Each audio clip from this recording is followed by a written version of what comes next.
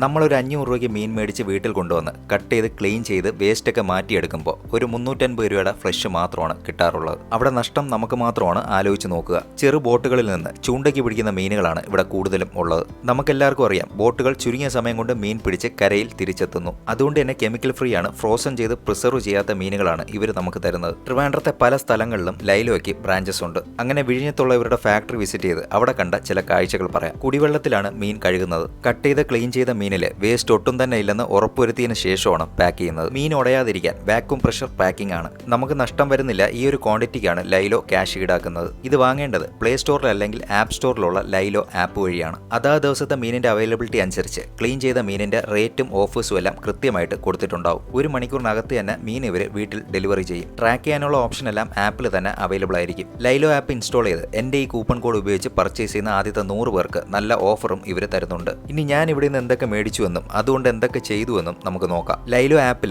നെയ്മീന്റെ വലിയ piece fry cut ഉണ്ടായിരുന്നു. Fry ചെയ്യാനായിട്ട് കുറച്ചതങ്ങ് മേടിച്ചു. ഇവിടെ ഈ പ്രോൺസ് ഒക്കെ ക്ലീൻ ചെയ്യുന്ന രീതി കണ്ടോ? പ്രോൺസ് ക്ലീൻ ചെയ്യുമ്പോൾ നമ്മുടെ വീടുകളിലൊക്കെ ക്ലീൻ ചെയ്യുന്ന ഒരു രീതിയുണ്ട്. പ്രോൺസിന്റെ മേലെ ഈ ബ്ലാക്ക് കളറിലുള്ള ഈ ഒരു സംഭവം മാറ്റിയില്ലെങ്കിൽ വയറ് സംബന്ധമായ ഒരുപാട് അസുഖങ്ങൾ നമുക്ക് വരാം. ക്ലീനിങ് എല്ലാം നല്ല നീറ്റാണ്. വെളിച്ചെണ്ണയിൽ കറിവേപ്പിലയുടെ ഇതളും ചേർത്ത് ഫിഷ് ഫ്രൈ ചെയ്യാൻ വെച്ചു. കറിവേപ്പിലയുടെ നല്ലൊരു ഫ്ലേവറും നമുക്ക് മീനിൽ കിട്ടും. ഫിഷ് ഫ്രൈ ചെയ്യുന്ന മാരിനേഷൻ നമുക്ക് എല്ലാവർക്കും അറിയാമല്ലോ. ഒരുപാട് പൊടികളൊന്നും ഇതിൽ ആഡ് ചെയ്തിട്ടില്ല. മുളക് പൊടി, മഞ്ഞപ്പൊടി, കുരുമുളക് പൊടി, ആവശ്യത്തിന് ഉപ്പ്. പല രീതിയിൽ മസാല ഇട്ട് കുക്ക് ചെയ്യുന്നവരുണ്ട്. എനിക്കധികം മസാലയൊന്നും ഇഷ്ടമല്ല. വളരെ സിമ്പിളായിട്ടാണ് എൻ്റെ വീട്ടിൽ കുക്ക് ചെയ്യുന്നത്. ഫ്രൈ ചെയ്യുമ്പോൾ തന്നെ ആ വെളിച്ചെണ്ണയിൽ ചതച്ച വെളുത്തുള്ളിയും കൂടെ ചേർത്ത് കൊടുക്കാറുണ്ട്. വയറിന് നല്ലതാണ്. മാത്രമല്ല ഈ വെളുത്തുള്ളി കഴിക്കാനും നല്ല ടേസ്റ്റുമാണ്. ഫ്രൈ ചെയ്യുമ്പോൾ എപ്പോഴും ചെറുതീയിൽ കുക്ക് ചെയ്യുന്നത് നല്ലതായിരിക്കും. മീൻ ഓവർ കുക്ക് ആവില്ല. അതുപോലെ തന്നെ അധികം കരിഞ്ഞും പോവില്ല. ഇനി നമുക്ക് കൊഞ്ച് തീയലിന്റെ പ്രിപ്പറേഷൻ നോക്കാം. ആദ്യം തന്നെ തേങ്ങ നന്നായിട്ട് മൂപ്പിച്ച് ഇതിലേക്ക് മുളക് പൊടിയും മഞ്ഞപ്പൊടിയും മല്ലിപ്പൊടിയും ചേർക്കുക. നന്നായിട്ട് മിക്സ് ചെയ്ത് കൊടുക്കുക. ചിലയിടങ്ങളിൽ കുരുമുളക് പൊടിയും ചേർക്കാറുണ്ട്. ഇതെല്ലാം നന്നായിട്ട് മൂപ്പിച്ച് പേസ്റ്റ് രൂപത്തിൽ അരച്ചെടുക്കുക. മീൻ കറിയും ഇതുപോലെയുള്ള തീയലൊക്കെ വെക്കാൻ മൺചട്ടിയാണ് നല്ലത്.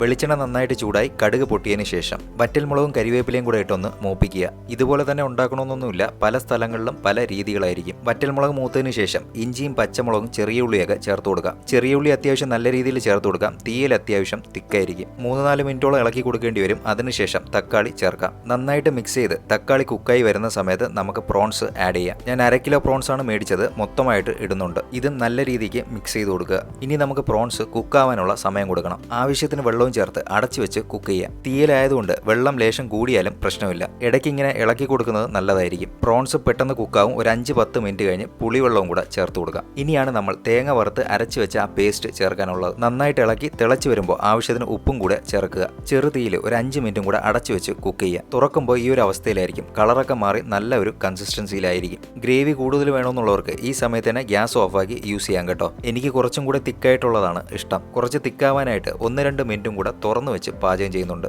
ലൈലോയിൽ തന്നെ നല്ല ഉണക്കമീൻ കിട്ടും. അതും കൂടെ ഞാൻ വാങ്ങിയിട്ടുണ്ടായിരുന്നു. അങ്ങനെ പാചകം കംപ്ലീറ്റ് ആയി. ഇനി കഴിക്കാനായിട്ടുള്ള രീതി നോക്കാം. ഇതാണ് ഉണക്കമീൻ ചമ്മന്തി. നല്ല ചൂട് ചമ്പാവരി ചോറിന്റെ മേലെ കുറുകിയ തീയൽ ഒഴിക്കണം. നല്ല ഇളക്കിയ കപ്പയും കൂടെ ഉണ്ടെങ്കിൽ സൂപ്പറാണ്.